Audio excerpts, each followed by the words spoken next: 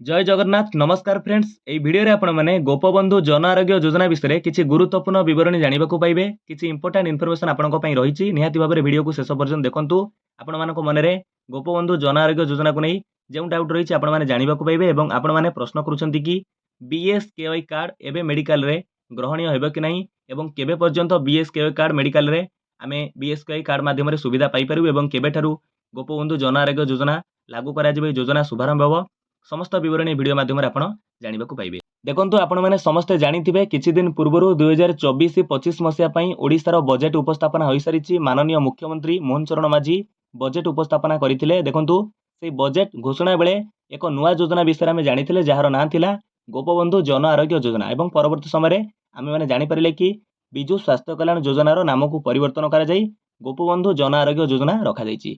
देखंतु जेउ बळी भाबरे बिजु स्वास्थ्य कल्याण योजना माध्यम रे प्रत्येक गरीब परिवार को बीएसकेवाई कार्ड बा बिजु स्वास्थ्य कार्ड बंटन करा जायतिला एवं सेही बीएसकेवाई कार्ड माध्यम रे गोटिए परिवार वार्षिक 5 लाख टंका पर्यंत मागणा रे चिकित्सा सुविधा पाई परुतला। एहा सहित महिला क्षेत्र रे जदि आमे देखिबा मागणा रे 10 लाख टंका पर्यंत बीएसकेवाई कार्ड रे मागणा चिकित्सा सुविधा मध्य मिली परुतला।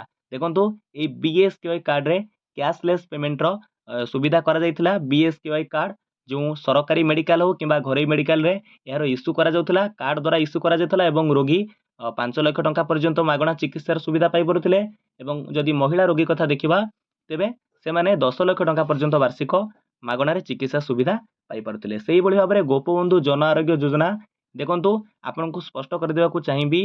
गतकाली हमर ओडिसा रो स्वास्थ्य मंत्री मुकेश महालिंग घोषणा करी कहिसंती कि आसंता सेप्टेम्बर मास 10 तारिख पर गोपबंधु जन आरोग्य योजनार शुभारंभ करा जिवो एवं एहा पर देखंतु जेबे बा जेउ दिन गोपबंधु जन आरोग्य योजनार शुभारंभ करा जिवो एहा पर जेउ परिवार को बीएसकेवाई कार्ड मिलिथिला बिजु स्वास्थ्य कल्याण योजना रे शामिल कर जायतिला सेही सब परिवार को गोपबंधु जन आरोग्य कार्ड मिलिबो बा हुए तो तार ना अलगा कोन रखा जाय पारे, किंतु गोपबंधु जन आरोग्य योजना माध्यम रे शामिल करा जिवो तांको एक नूतन कार्ड मिलिबो। आउ सेबेठारु बीएसकेवाई कार्ड कोनोसी मेडिकल रे ग्रहणीय हेबो नाही। किंतु एठारे सबुठारु गुरुत्वपूर्ण कथा होउची आपण माने मध्ये जानि रखिबा दरकार।